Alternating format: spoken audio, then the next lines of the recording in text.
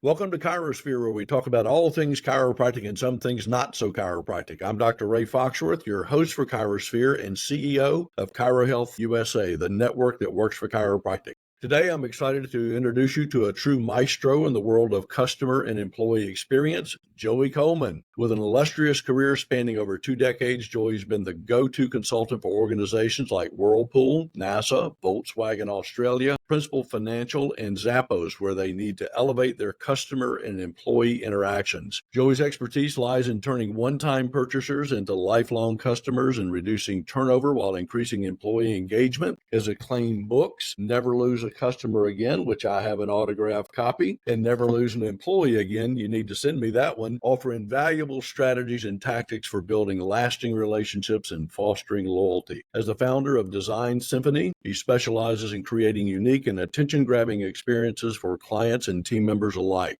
From outreach materials to brand identities, his creative strategies have garnered buzz and loyalty around the globe. Beyond his professional endeavors, his adventurous spirit has led him to explore 52 countries on all 7 continents, including activities like skydiving, mountain biking down volcanoes, you're not well, Joey, and serenading on the Ponte Vecchio. I have to tell you, as a Mississippi boy, I had to look that one up. And for those that don't know, it's the first segmental arch bridge built in the West, which crosses over the Arno River at Florence, Italy, and it was completed in 1345.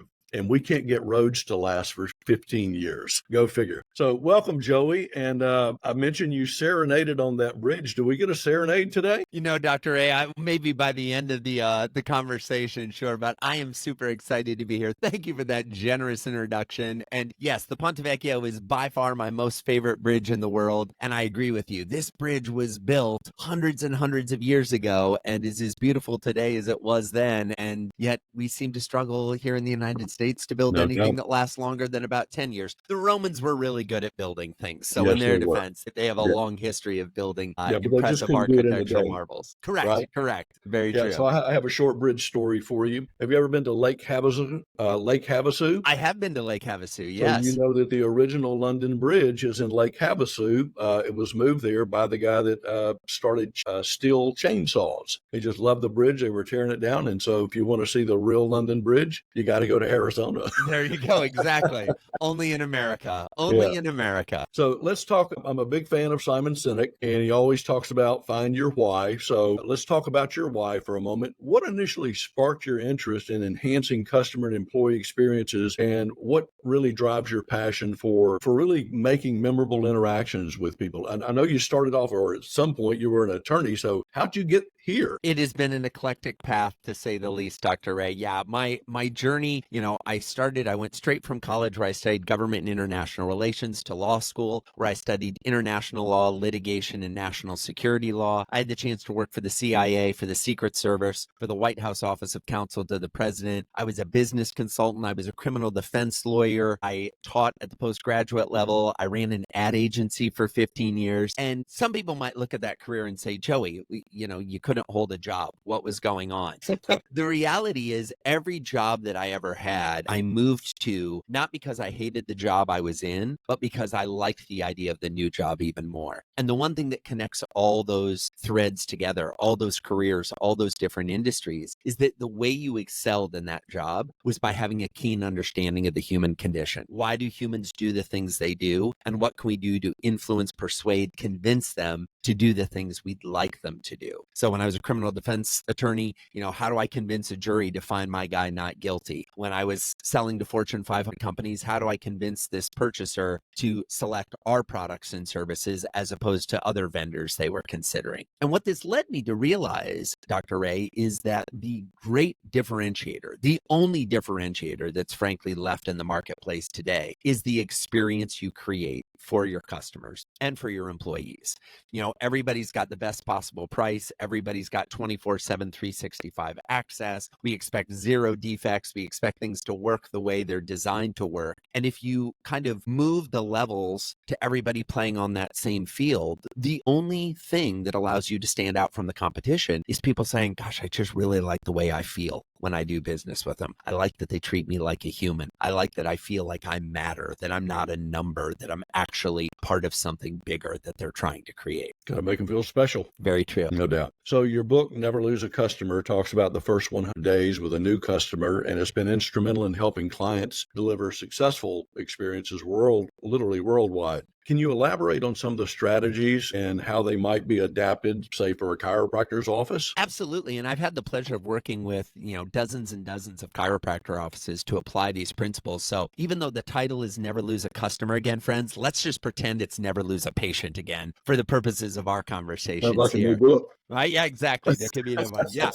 Just do a find and replace anywhere that I said customer in the first book, and you've got the chiropractor specific edition of There Never you Lose go. a Patient again. There's a number of things that we want to keep in mind when we think about the experience we're creating for our patients. Number one, you have done this, you meaning the chiropractor who's listening to our show. You've done hundreds of adjustments, thousands of adjustments, maybe tens of thousands, hundreds of thousands. But to that brand new patient coming to your office, they have no idea what your process is. They might not have ever had an adjustment, or they might have been with another chiropractor who's not as good or as talented or as artful as you are. And so they've got the baggage from those past experiences influencing them and setting their expectation for what they're going to get from working with you. It's also the case that chiropractors are operating within a larger umbrella of healthcare, which at least in the United States is not known for being remarkable or a positive experience. Most people's experience with healthcare includes long wait times, not being able to get an appointment where you need to get an appointment. When you actually do show up, you sit in the lobby for an hour before you actually go get to see your visit. And when you do get your visit, it's a flyby.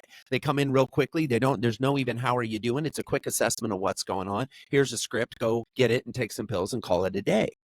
Whereas chiropractors have the opportunity to really set a completely different expectation and design a completely different experience for the patient, taking the time to know them as a human being, taking the time to figure out what's important to them. Not only why are they here to address maybe the acute pain or potentially chronic pain that they're dealing with, but to start to paint a vision of what their life will be once they're better, once they're not in this pain, once they're not dealing with this condition. And so it's an opportunity to not only, we talk about start with why here, start with the patient's why. Figure out why the patient is actually in the room and what you can do to help them achieve their long-term goals. I believe that every patient goes through 8 distinct phases in their relationship with you. The challenge is most chiropractors are only paying attention to about 3 or 4 of those phases. You got to give me the 8, Joey. I'll give you the 8. So the first one's the assess phase. This is where a prospective client's trying to decide whether or not they want to come be treated by you. They're checking out your website. They're looking at your advertisements. They're talking to other patients of yours. This is the period where they're assessing whether or not you're a good fit for them. And our opportunity is to create an experience in the assessment phase that shows that trust, shows that credibility, shows that relationship. We then move from the assess phase to the admit phase. In the admit phase, a prospective patient admits they have a problem or a need they believe you can help with. They sign on the dotted line. They schedule their first appointment. We then go to the affirm phase, phase 3. The affirm phase is the buyer's remorse phase, where the patient begins to doubt the decision they just made. Now, this is the crazy thing. We think we've got it. We've got them scheduled. They're coming in for their first visit. No, friends. They're anxious about that visit. They've got a lot of fear and doubt and uncertainty. They don't know what they're supposed to wear. They've never been to your office before. They may not be entirely sure where it's located. They may not be sure how long they're going to be there, what type of things they're going to be asked to do. Keep in mind, they're comparing you to other doctors. Okay. They're thinking, am I going to get blood taken while I'm here today? Am I going to get x-rays? Am I going to be asked to change into a hospital gown? What's going to happen? We might look at that and say, well, geez, no, we're not going to do any of those things. Maybe the x-rays, but we're certainly not going to do blood draws and have you change into a hospital gown, but they have no context. So what are you doing in that affirm phase to reaffirm their choice to come and do business with you? We then So perhaps what we should do on our website, since people self-educate today to make decisions, is we have a frequently asked questions. What about, what to expect on your first visit? Will we relieve some of those fears or concerns? So, Dr. Ray, absolutely. And it could be something as quick and easy to put together as an FAQ, or if you wanted to really set yourself apart from the other chiropractors in your community, maybe it's a video that starts in the parking lot. You're going to pull into the parking lot here. We've got 5 spaces reserved with our logo on them, so you know you're in the right space. Then you're going to walk in the front door, and you're narrating as the video is following this person through. And then you're going to meet Beth, our front desk receptionist. Beth's going to take your name. She's going to get some information for you. She's going to get you set up. Then she's going to guide you through the office, walking past our little exercise area, walking past these little reminder posters we have of the importance of hydrating, back into the office where you're going to meet Dr. Ray. Dr. Ray's that, and you're narrating this whole thing so they can watch. People love watching movies. Yep. Everybody gives this goldfish, they're like, oh, humans have a shorter attention span than a goldfish. Well, fair enough if they're not being attracted to what they're watching. I know plenty of people that will sit and binge watch episode after episode on Netflix. They've got an attention span longer than a goldfish. It's just that they're being entertained. They're being visually and auditorially intrigued by what's happening. You can do the same thing. Got it. All right. So we were on affirm. We then come, so phase 3 is affirm. We then come to phase 4, activate. This is that first real moment of truth when they show up for their first appointment. Now, again, if you've done your job educating them what to expect, now we're just delivering on what their expectations were. But this is also the opportunity to start to take things to the next level, to exceed their expectation, to have special little touches, interactions, things that happen that make them really feel seen, heard, and valued. We then come to the acclimate phase. Now, depending on your practice, this is where it might deviate a little bit. The acclimate phase is where the new patient signs up and gets used to your way of doing business over the course of several visits. Now, some of you have a first visit scan, come back for a second visit, give them the report, and then you present a package. Some do adjustments on the first visit and then are kind of moving into a package from there. Some are looking to always sell packages. Others are looking to just schedule the next visit. Depending on your business model, the acclimate phase is where most patients start to fall apart. And the reason they fall apart is they have no idea what they're actually moving towards. If you've sold them a package of 40 adjustments, when will I start to feel relief, doc? When will it start to feel good? Do I have to get to adjustment number 39 before I feel any changes? Or is it going to be adjustment number 4? Well, we know, those of us that have been involved in chiropractic care for dozens of years, that the answer is it depends, but we're certainly hoping to see significant progress well before that 39th visit if we're doing a 40 visit package. But the patient doesn't know this. So in the acclimate phase, you've got to hold their hand. They need to understand it's a process, not an event. Exactly.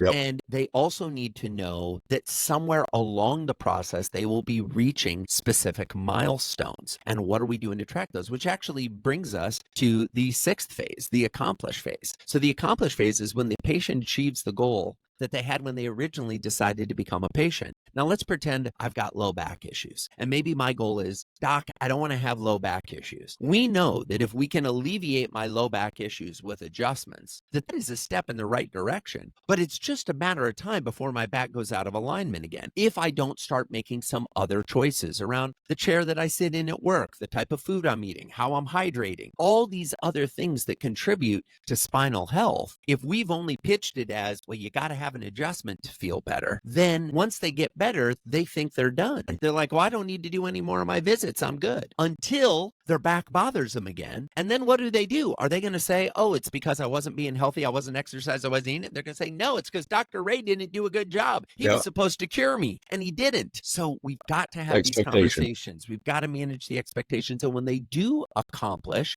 which is the 6th phase, the goal that they had when they originally decided to be a patient, we need to celebrate with them. We need to mark these milestones in a meaningful way because they'll forget what their original goal was. We then come to phase 7, the adopt phase. This is when a patient becomes loyal to us and only us. They're not going to another chiropractor down the road. They're not trying one of these other modalities of care. They are committed to being a patient. And if, and only if, we've gotten them through all 7 of those phases, do we have the right, the privilege to invite them into the 8th and final phase, the advocate phase, where they become a raving fan, singing our praises far and wide. They're writing reviews on Google. They're giving us testimonials on social. They're telling all their friends, hey, if there's anything going on with your body that feels not like the way you want it to feel, your first stop should not be a call to your GP. It should be a visit to the chiropractor who's going to help you figure out not only how to feel better, but to make the lifestyle changes that need to happen to not feel this pain again. Those are the 8 phases. But as I mentioned at the outset, there's a lot of chiropractors listening, and I say this from a place of respect and love. You might have just heard about phases you didn't even know existed, or had things that you're like, I never really even thought about that as it relates to my patient. And that's why I wrote notes. notes. There you go. First step is being aware of what the journey is. And then the second step is figuring out how are we going to make each phase in that journey remarkable. You know, patients really do face a challenge when they're trying to select a chiropractor. A, they don't really know oftentimes they don't know what they're looking for. B, they base it on prior experiences. And let's face it, you open the yellow pages or you search on the internet and it's a roll of the dice. You may have someone who's strictly focused on nutrition. You may have someone who is focused on, structural changes. You may have someone who's focused on pain relief. I mean, my practice was in a spine center with 13 MD, so we were more the pain relief model, but we would transition patients from the pain relief to wellness and making some lifestyle changes. But for the average patient, they have no idea. So docs, if you don't do anything else, take a few minutes, define who you are, how you practice, and make sure that's readily accessible to patients so they can see, here's what I do versus here's what you may have experienced. I think that is critical. It is, our dear friend Aaron Reynolds talks about expectation without agreement. I have an expectation of what the patient is going to do. And if I want them to have lifelong care, but I don't have agreement, then when the pain's gone, they're gone. And so you feel like I failed as a chiropractor when in fact, you just really didn't have the agreement in place. And quite frankly, that patient may have only wanted pain relief and we got to give them what they want. Absolutely. And usually after about the third or fourth episode of them doing it their way, I'll have this little conversation. You know, Joey, you said you wanted to come in for pain relief, and that's fine. I'm happy to provide that. But the reality is, this is the fourth time you've been in this year. While I appreciate the business, there's a better way. If we treat you preventatively on a periodic basis, I may see you 6 or 8, 10 times in a year. Your way, I see you 10 or 12 times every time you have an episode. Let them know what you'd like to do at the front desk. I mean, just having that conversation to let them know what their options are that, hey, we tried it your way. If you're not satisfied with that, there's a better way. So, Dr. Ray, it's so true. And a couple things, if I may, to that point is I've dealt with a number of chiropractors who are so insistent that it's their way or the highway that they're driving a lot of people to the highway. And I'm not saying you should deviate from what you believe is the proper care for the patient, but we got to first acknowledge that the patient might have an idea of what they think will solve the problem. And if we show them that and they get a little bit of relief, okay, great. We can still, I'm fine as a customer, or if I'm a chiropractor, I would be fine with a healthy mix of patients who came in more acutely to treat things that came up, as well as ones that are on a long-term wellness plan with me and are going to be, it's okay to have both types of customers. What's not okay is to be trying to force fit people into a relationship that they're not ready for yet. I liken this to dating. Imagine you go on a first date with someone. You're single, they're single, you go on the first date, and before the waiter comes over with the menus, you say, so when do I get to meet your parents so we can talk about taking this to the next level? You're not going to even get your order placed before that person is going to leave the table and say, I'm not interested in rushing. This is way too fast, buddy. I haven't even placed my order. The same thing applies with our patients. We've got to build the relationship over time. And I understand we're all looking, to get to that, PVA that, is higher than it is right now and double-digit PVAs and that. I get that, but you get to that over time. You don't get to that by trying to force it in the first one. The last thing I'll say on this is the other thing that you need to make sure is explicitly stated on your website is how much this is going to cost. Absolutely. I see so many chiropractors that are like, well, it kind of depends, do. Fine, I get that it depends until you do the assessment, but will you give me a range? Are we talking about a $50 investment, a $500 investment, or a $5,000 investment? Do you take insurance or not? In what context do you take insurance or not? How is this going to work? That's something that can easily be explained in a 3 or 4 minute narrated video with the doctor that has an accompanying, transcription of what was said that's broken down into more of like headers and footers and, FAQ list. If you give that information, you will actually do two things. Number one, people will come to your office primed, ready to pay for the care. And for those for whom your pricing model is out of their reach, they'll never schedule an appointment. Now, some people are like, but Joey, I missed the chance then to try to convince them to mortgage their house so they can pay for me. No, if they're not your target market, they're not your target market. You don't even want them taking slots. Yeah, that's true. Part of what we do at ChiroHealth is help doctors with their financial policies and plans. And one of the things that we teach or we talk about is what's called the shopper call, where the dreaded question that every CA hates to hear. Well, how much is the first visit? Well, in our profession, we've taught them to do what I call the chiropractic two-step. Well, Miss Jones, there is no set fee. It all depends depends on what the doctor finds necessary. I'll be happy to schedule for a complimentary consultation. And what did you tell the patient? Not a damn thing. But if you're able to say, Miss Jones, it does depend on what the doctor finds necessary, but it could also depend on what your insurance company requires, meaning deductibles, copays, then you can have the conversation about it's not uncommon for a first visit to run, $300, $350. And have the conversation. Well, if they say, well, I don't have insurance, not a problem. We're part of Chiro Health USA. You can join that for $49. And the most your first visit is $150. Do you prefer mornings or afternoons? I can't tell you how many doctors I hear complaining about, well, new patients call, but they never show up. It's because you did the chiropractic two-step. Give them what they're looking for. I'll tell you another quick story. It's kind of like going to Ruth's Chris Steakhouse and saying, I'd like to order a filet. And you ask how much it is. And she said, well, it depends on how hungry you are. Right.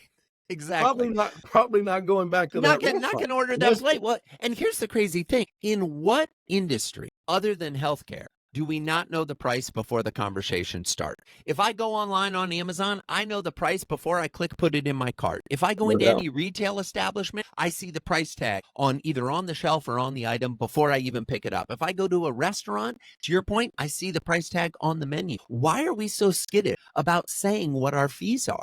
To me, what that says is we don't actually believe that it has the value we're quoting. That's true. Often what it is. Somebody's like, oh, well, I think we're charging too much. Well, then sit down and look at your books and figure out if you need to adjust your prices. But don't put that uncertainty onto a patient or a prospective patient who already has a lot of uncertainty about why they're in pain and whether or not you're going to be able to help them. Yeah. Unfortunately, in healthcare, it depends on who's paying the bill as to how much it costs. That's the reference to, well, how hungry are you? We have our PI fee, our workers' comp fee, our mother, father, sister, brother fee, our buy 10 visits, get one free fee. And until the patient self-identifies that they're self-pay versus insurance, that's why they can't quote the fee. But if you have a set fee schedule and you know what your discounts are and you can have that conversation, I'll guarantee you will see more of your new patients who schedule actually show up. So we're going to take about a 30-second break here to hear from our sponsors, and we'll be right back with you. Welcome back, everyone. We're going to continue our conversation with Joey Coleman. I wrote down 8 things just out of that first little segment. I hope you guys did it as well. And I'm not even in practice anymore. I just love this stuff. So, Joey, when you talk about that first 100 days, and I'll tell you experience I had from someone who utilized you, our good friend Nathan Unruh. So I was a client of Sidecar at one point, and I have the most amazing Cutco expensive knives with my name on it. And when we look in healthcare, we have some constraints around or from the Office of Inspector General, like you can't give anything of value to a patient more than $15 or a total of $75 in a year, or you can't reward referring providers more than $15 or $75 in a year. So my question is, when you're gifting or rewarding, have you found that the dollar amount is really relevant, or is it just the intent to show your appreciation that's effective? Well, help us kind of navigate that. Yeah, it's some of both. I mean, the dollar amount is relevant in the sense that you don't want to get out of compliance. You don't want to,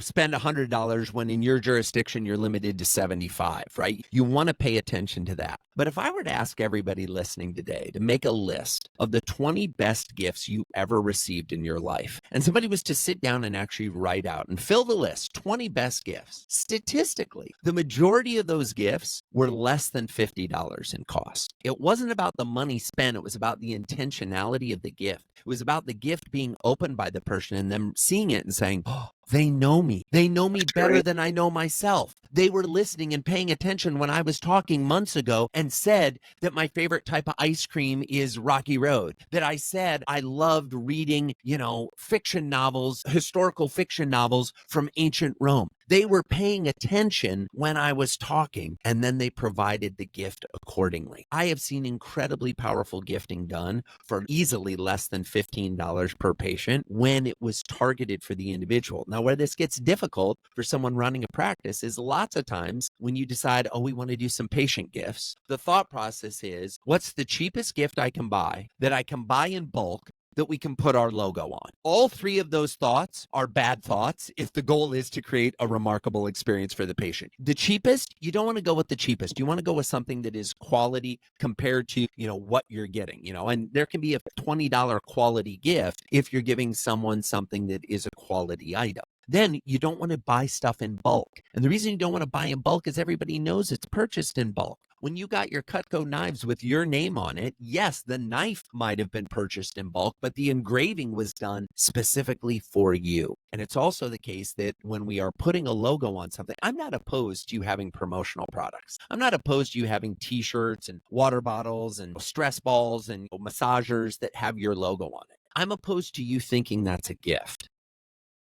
Yeah, It's it a really is marketing a tool. promotion for, yeah, it's a It's a marketing tool. promotional tool. I'm not opposed to that, but stop deluding yourself and saying, oh, this is our patient gift. No, this is our patient marketing tool that we're Yeah. giving them. If you call it that, I'm fine with it. A gift is something that transcends a marketing experience. It's no one ever got a gift with the recipient's logo on it and thought this is a gift. If you doubt the validity of that statement, just imagine yourself on Christmas morning or your birthday or one of the nights of Hanukkah. You open this beautifully wrapped package and it's a sweater from your grandma and it has her name on it. Like, you're not going to wear that sweater. You love your Nana, but you're not going to wear the sweater. And some people are like, Joey, that's ridiculous. That would never happen. Well, I see plenty of chiropractors are like, I know, let's order 500 hats with our logo on it. Let's order 500 t-shirts with our logo on the front and the 8 nutritional tips on the back. People aren't going to wear these. They're going to give them to Goodwill. They're going to give them to their kids. They're going to become their workout clothes that they wear in their basement and they never wear anyone else. You don't even get the benefit of them being a walking billboard, but they also never signed up to be a walking billboard. That's true. I can tell you from experience, I had a patient years ago that was really just getting into horses, and because their grandfather had, and it was just, it was special to them. And my wife and I happened to be at a store one day, and there was just the book of horses, all the different kinds, and it was like $15 book. And I said, Miss So-and-so mentioned that, and I bought it for her, and oh my gosh, it's like, she just teared up. And it's like, I didn't mean to make you cry, lady, but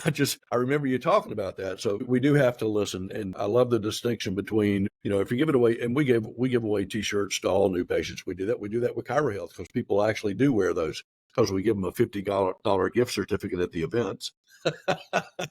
um, but that's more the distinction I love is marketing versus something personal. And I love hearing that you really should just be listening and pick up on things. And I always have a staff member had a staff member in the room with me, just have them keep a little note of what Miss Jones says is important to her. And when you get the opportunity, find something special. Dr. Ray, I love it. And that, if I may briefly, if everybody listening did only one thing differently after listening to this episode, and that was to create a place in your patient record system where you can record personal and emotional attributes about this person. They love to go hiking on vacation. They're really into fly fishing. Their favorite city to visit is New York, and they go once a year. Whatever it may be, the little interesting picadillos about them. They're a huge Star Wars fan. They love playing with Lego. They've got 3 grandkids that are the pride and joy of their life. Whatever it may be, it doesn't matter as long as we're recording that. And remember that ink fades slower than memory, and a cursor on a computer screen fades slower than ink. So we can record it in a way that the rest of our team can see it. You will change your business. Now, the other piece I'll give advice briefly to all the practice owners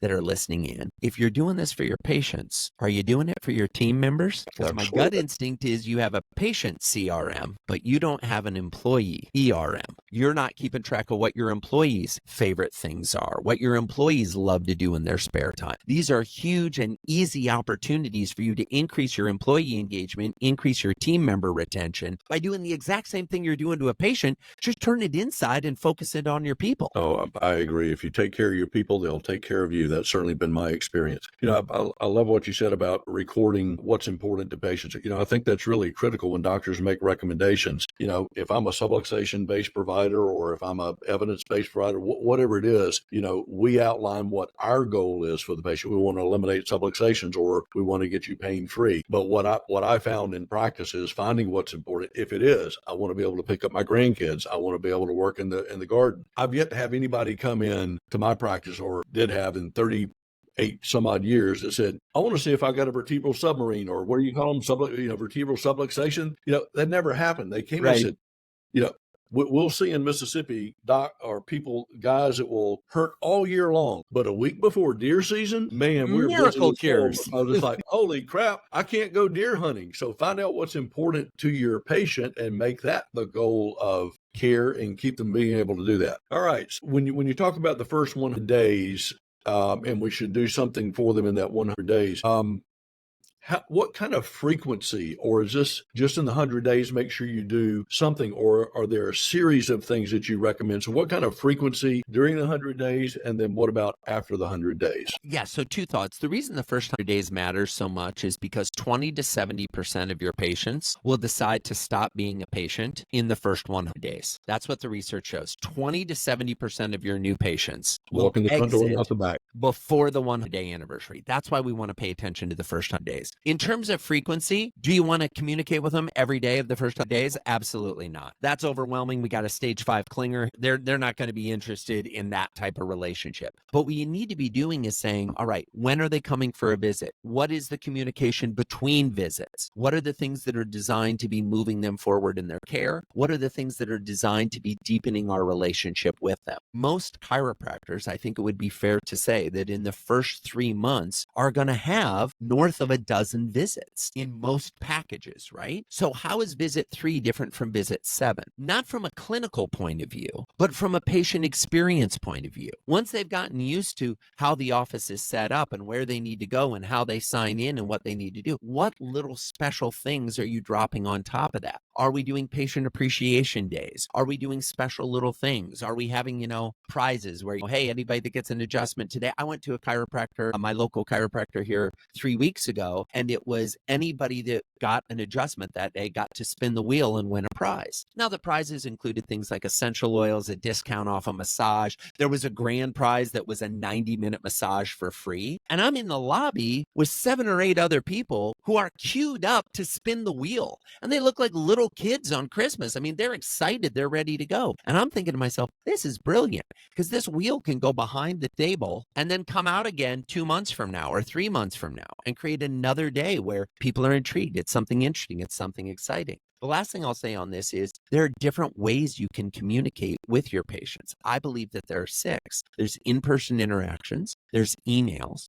there's physical mail or snail mail, right? The original inbox, sending them something in the post. And that can be something as simple as a thank you letter or a small little thing for them to read. There's videos, there are phone calls, and there are gifts and presents. So the question that I would suggest folks ask themselves is, which of those communication tools are we using, and which of those channels are we not using? And maybe there's an opportunity to try something different. Yep, awesome. So employee retention and engagement, as you know, are critical for the success of any business.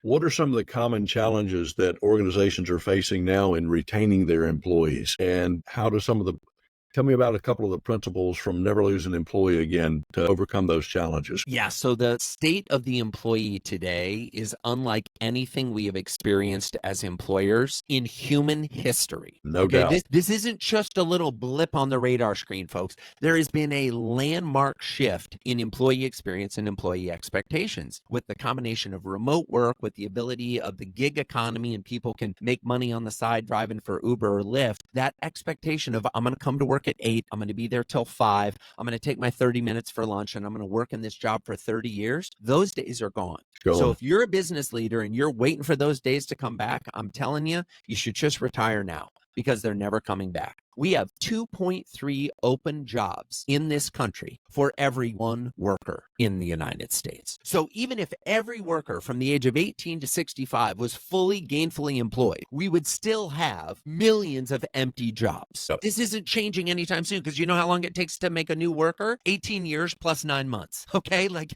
we're not going to start working at 18 and aren't living in mama's basement. Absolutely. So we're not digging out of this anytime soon. Okay? So what are we going to do? Well, interestingly enough, the research on employee retention is very similar to the research on patient retention. For example, 40% of new hires will quit before the 1-year anniversary. 40% of new hires quit before the 1-year anniversary. That's expensive. On average, 22 to 30% quit in the first 100 days. 4% will show up for work on the first day, spend the day with you, go home that night, and never come to work again. 4% of new hires will work one day, and that's it. I can beat that. I hired a girl, gave her a clinic manual, and her first day was the next day, and I get to the office at 7 in the morning, and the damn manual's leaning up against the door. Never even came for the first day. Yeah, no, it's absolutely true. Dr. Ray, there's some fantastic fantastic research that Gartner did. They interviewed 3,000 people who had accepted jobs in the United States, and they got them, okay, you accepted a job. Your job's going to start in 2 weeks. They then went to everybody on the first day of their job.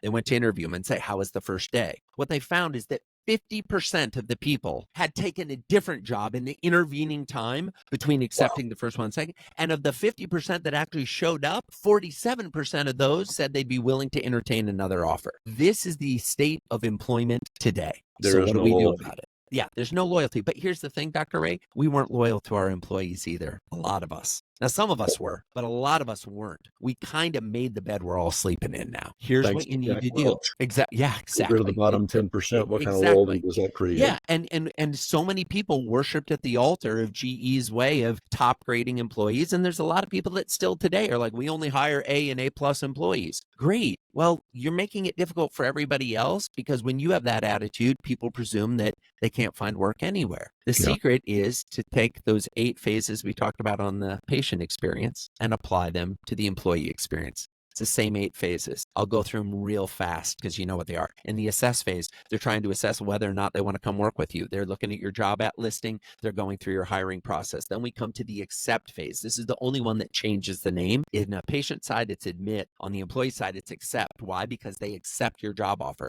You extend an offer, they accept it. Then they go to that affirm phase. It's not buyer's remorse here. It's new hires remorse, where they begin to doubt the decision they just made to come work for you. This is the gal who left the binder leaning against the door. She got the job. She got it. And she's like, wait a second, never mind. I don't want this. We then come to the activate phase, that first day on the job. What are you doing to make that first day on the job as remarkable as possible? But then don't forget, they immediately move to the acclimate phase, the second day on the job, the third, the fifth, the eighth. Most organizations think intentionally about what they want the first day of work to be. They don't spend a lot of time thinking about day 2 or day 3 or day 8 or day 12. Yeah, you got to have an onboarding process. Got to have an onboarding process, and the most successful onboarding processes last, guess how long? Yeah, that'd be 100 days, and you build it out over time. Then you acclimate them as part of that. Then you come to the accomplish phase, where the employee achieves the goal they had when they originally decided to accept your job offer. The adopt phase, where they become loyal to you and only you. They're not going to take calls from headhunters or be intrigued by a new chiropractic office opening down the street that they're going to work out. And last but not least, if you've really done your job, you get them to the advocate phase, where they're writing reviews on Glassdoor, where if you're looking for someone, they're bringing all the amazing people they know in their personal lives to come work for you, because they know this is the greatest place to work in your community. Yeah, no doubt about it. I think that is so critical. I have for years, every time I have an employee that we're looking at hiring, I tell them, I said, my job is to make sure this is the best job you've ever had. And they look at me like, what? I've never heard that before. And, I explained to them, I said, if I do my job, I'm going to remove obstacles. I'm going to make this the best place you ever work, which means that I don't have to spend time interviewing, rehiring, retraining. So it's in my best interest. And, if we would stop looking at employees as strictly an expense and look at them as the people who help us accomplish our goals, things would be entirely different. Dr. Ray, it is so true. But I'll say this, for the people that are more emotionally inclined or humanistically inclined, what you just said is going to resonate well with them. But with all due respect, there's probably some folks listening that are a little more spreadsheet inclined or bottom line fiscally inclined. All right, this is just for those folks. The cost of replacing a worker is somewhere between 100 and 300% of their annual salary. That's what it costs you to do the job listings, to go through the interview process, your loss in productivity while you're waiting to fill the position, the staff time it takes to go through and re-interview and re-onboard and retrain. So ask yourself this: would you rather keep the person you have and teach them, educate, work with them to be the type of employee you want, coach them up, or would you rather start the cycle all over again? And if you'd rather start the cycle all over again, it's literally lighting money on fire. And you will continue to do that until you change how you approach managing and working with your team. Yeah, I believe it was Stephen Covey who said, I've seen doctors who have fired multiple CAs. He said, well, I just can't find anybody good to work. And I believe Covey said, when you think the problem's out there, that is the problem. 100%. Yeah. The first thing you want to ask if you've got an employee who isn't delivering the way you want them to, the first question you should ask is, where did we fall short as the employer with our training, with our onboarding, with our communication? Because I can almost guarantee 99 times out of 100, we can find plenty of growth fodder right there to work with on how we could have done this better and create the kind of scenario where our employees can thrive. I agree. So let's pivot a little bit. You've traveled over 52 countries, like I said, on all 7 continents, and I'm sure you've had some amazing experiences. Riding down the volcano, I'm sure, is at the top of that. How have those adventures influenced how you approach customer and employee experiences? Oh, Is there a I connection? love this question. I love that. I'd say in 2 key ways. Number one, the great differentiator globally is the experiences you have. You know, very few people go on vacation somewhere and come back and their favorite memory is the souvenir. They buy the souvenir and they have it in their house maybe to remind them of this, but 9 times out of 10, it's the photograph of the beautiful vista. It's the memory of the laughter and the story. You know, it's me being on the Ponte Vecchio singing love songs. I don't remember if I bought any souvenirs, but I can tell you what it was like standing there under the starlight singing love songs, and it was amazing. It was this great experience that I had. So number one, it reinforced in me that it is experience. Number two, it also taught me that with all due respect to our cultural differences, humans are humans, the planet round. Humans want to have a good life. They want to do an honest day's work for an honest day's wage. They want their kids to be more successful than they were. They want to lift up and support their communities. They want to have opportunities for laughter, opportunities for joy, opportunities for learning. We're all looking for the same things, but we get so caught up, I think, as a species in this differentiation of, well, I believe this and you believe that, therefore we're not going to talk to each other. And we see that more prevalent in the United States today than at any time in recent history. Just because we're not voting for the same person doesn't mean we need to be arch enemies. Just because we interpret different aspects of the law differently doesn't mean we need to be arch enemies. At least have a conversation. At least be curious as to why that person believes something different than you believe. That's where all the growth and learning and excitement comes from in society. It's not in holding ground to what we believe true. It's in learning what others believe too and seeing how we can mesh those together to create a woven fabric of humans. Yeah, you know, that's another takeaway from Stephen Covey's book. He says, seek first to understand. Because if you don't understand why someone thinks different, then you just tend to polarize. By the way, y'all can probably hear my grandson dog, Decker, in the background. Apparently, he's chiming in. Nice. I love it. Even the animal kingdom agrees with this philosophy. Absolutely, yeah. He is in full agreement. So, since you wrote your first book, I think it's been about 6 years ago, have you noticed any, or are there any new strategies that have emerged that weren't in that?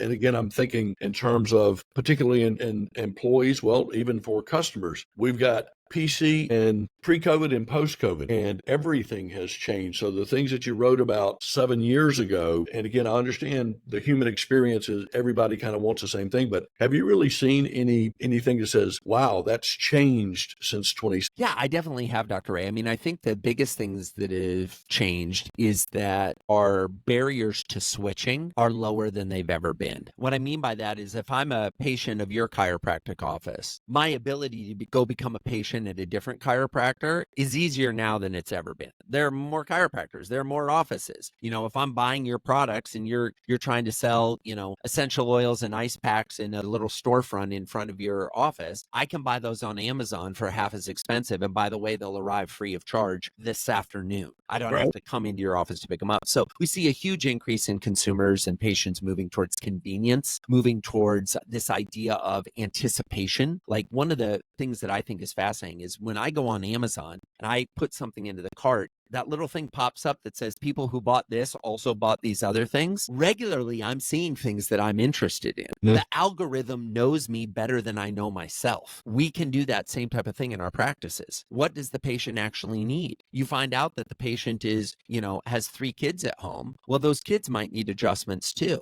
And it's less about, hey, I'm trying to get more patients to increase my revenue, and more about saying to mom or dad, hey, you mentioned that your son is playing football. We see a lot lot of kids getting real problems in their spines because of the impacts associated with football. If at any point your child is complaining about, a sore back or something, know that you can bring them in and we're happy to look at that. They fall under our friends and family umbrella. We'll take good care of them too. But what I don't want to do is have you miss treating something early on that could cause huge problems for that child a decade from now. So it's being aware of what's going on and anticipating things that they might need. Last thing I'll say is on the employee side, it has never been easier to find a job than it is right now. And the reason for that is COVID came along, and even employers who thought there's no way we could ever work remotely were forced to work remotely. And as a result, they figured some things out. Now, I always joke with our mutual friend, Dr. J, that, until someone invents the haptic adjustment vest,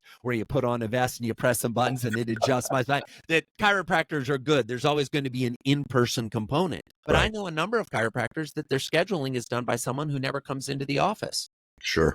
They've outsourced. If the phone rings, it doesn't ring in office. It rings somewhere else at someone's home where they're able to take care of patients. And it's just a matter of time. I don't see us on the horizon where chiropractors are doing adjustments remotely, but every other part of the practice is going to be able to be done remotely, if not now, in very short order. Yeah, And that's a challenge. But that's also an opportunity. It absolutely is. That's a huge opportunity. Because if you're having problems finding talented people in your little town or in your little community, well, now the world can apply for a job if you're willing to let people dial in and work remotely. Yeah, I think something else that's going to happen as a result of being able to find employees, and you combined all the things that you mentioned before. There's also our good friend, I don't know if you know Aaron Reynolds, but Aaron works with us and has for years, and he did a deep dive on employees and availability of them. And one of the other things that's really going to hit us, if not today, within about 10 years, is we are not having babies like we used to. And so there's really a decline in the U.S. population, which is going to compound the effect of 2 jobs for every employee. So get ready, guys. Get ready, girls. I mean, changes are coming, as they say. Yeah. And by the way, this is happening on every continent on the planet except one, Africa. Africa is the only continent on the planet where the number of people in 18 to 35 is increasing instead of decreasing. So I was giving a speech last week to an audience in Omaha, and I said, who in the room has an Africa employment strategy? And one guy raised his hand. I got to tell you, Dr. Ray, I've posed that question to thousands and thousands of audience members. I've never had someone raise their hand. I went up to him afterwards. I said, what are you doing? He said, we've got a call center in Tunisia that we're dialing up. We've got folks there. We're doing some of our customer service out of South Africa, and we've got folks coming there. And you need to think strategically. And I understand most chiropractors are not running offices that have hundreds and hundreds of employees. But what I am saying, and I think you'd agree with this, Dr. Ray, is you better be thinking strategically about where you're going to be finding your team members. And for a lot of chiropractors, a huge untapped opportunity is within your patient base and within your patient base of people who have retired.